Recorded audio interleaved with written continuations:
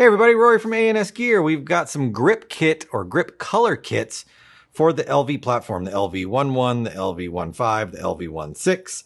These will fit on your gun. So if you have one of those guns and you would like to get rid of the black grips and go with something else, you can buy white grips. You got white ones right here.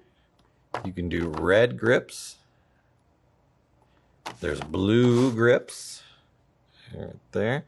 And there's also earth grips. And you can get black grips as well, but most people already have black grips on their guns, so they're probably going to be switching to a different color than black. So I've already pulled the staples out of this one. We're going to throw these grips onto here, just so you can see that it is not difficult to put these on. But some people might not have ever had an LV and they want to learn how to do that, or they just got one and they're afraid to do it themselves. So, tools. Need some tools. All right. So the first thing we're going to do is remove the grip screws off of our original one. And that's real simple. You're just going to take out 2 screws on each side. 1, 2, and 3, 4. And set those screws to the side because we will need them a little bit later. Take that grip off and put our new grip right on. On the LV, there's these little posts right here, and they're actually going to go into the hole on the grip. So it indexes the grip into the right spot. You're not guessing on where it needs to sit. It will kind of just snap right on there. Like that. We can wrap the other side around. You can see that snap right on there. We'll get our screws back, and we'll put them back on. I mean, that's pretty straightforward. It doesn't take a lot to figure that one out. And I'm only going to do one side because that's all we're just doing this for show. So that's that. Now doing the front grip right here does take a little bit more time, but not by much. You have to take some other stuff apart. So what we're going to do is we're going to remove the AT pipe first. So we're going to unscrew that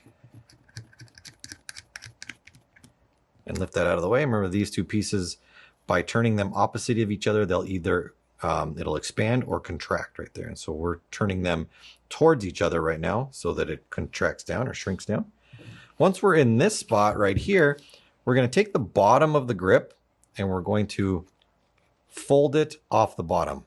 We're not going to pull it off yet though. We just want to lift this up and out of the way so we can take the bottom of the regulator off.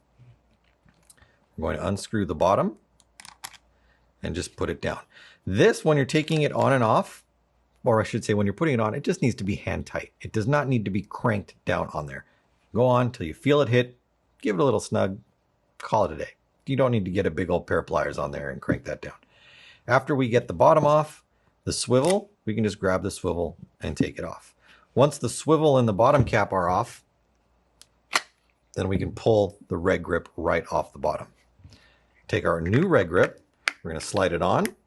But we're going to, again, lift this up out of the way so that it is not over the bottom. We're going to take our swivel and put it back on. And there is only one way that the swivel will go on, so that it actually goes all the way up, just like that. It goes up against the bottom of the rubber grip. If you try to put it on the other way, it doesn't go all the way up, and it will never go all the way up. So if you try that, it won't work. Plus, the hole for the AT pipe to go to here is facing in the wrong direction. It's facing down, which is what we don't want. We want to make sure that when this goes on, that our pipe is facing towards the frame properly. All right. And then we can just screw the bottom on, and then we can pull the grip up and around, just like that. And then we want to put our AT pipe back on.